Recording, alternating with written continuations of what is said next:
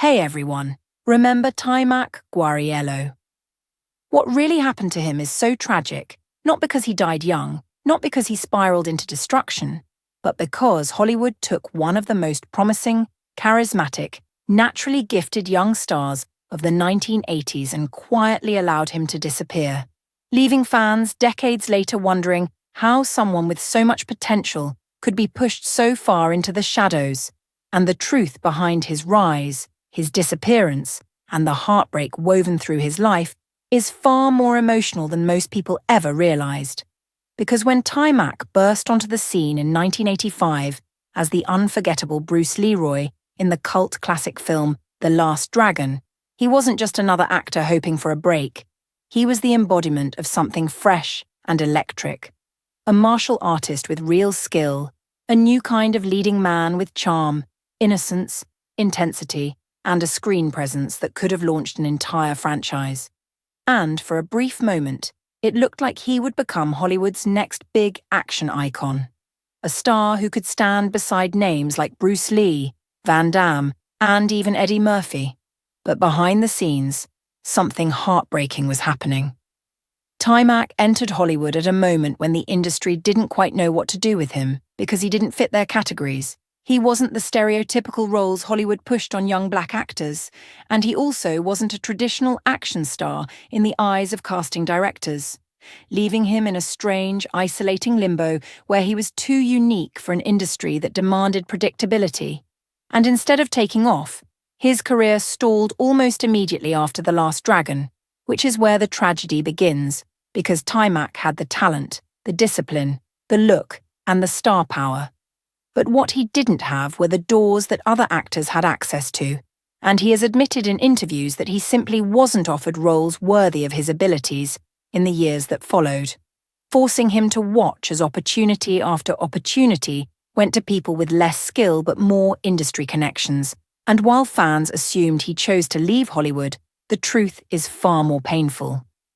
Hollywood left him, slowly, quietly, and without explanation, turning his breakout moment into what felt like a one-time miracle that he could never repeat, no matter how hard he fought.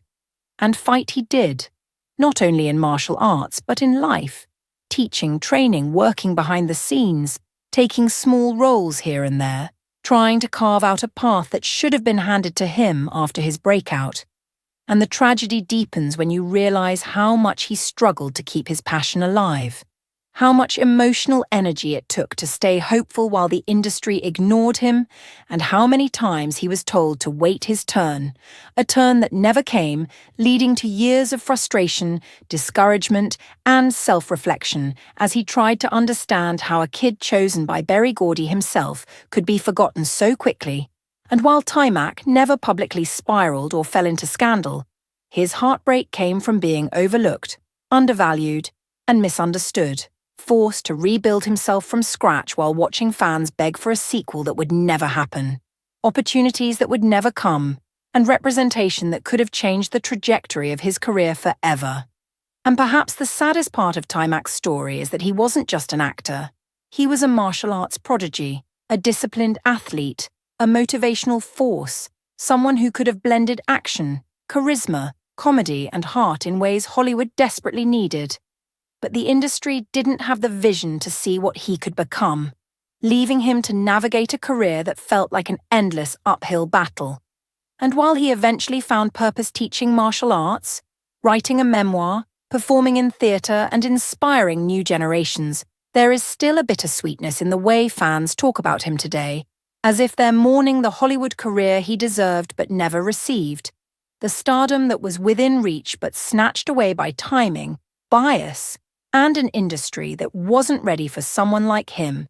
And every time fans revisit The Last Dragon, they feel that sting of sadness, that sense of, he should have been a star.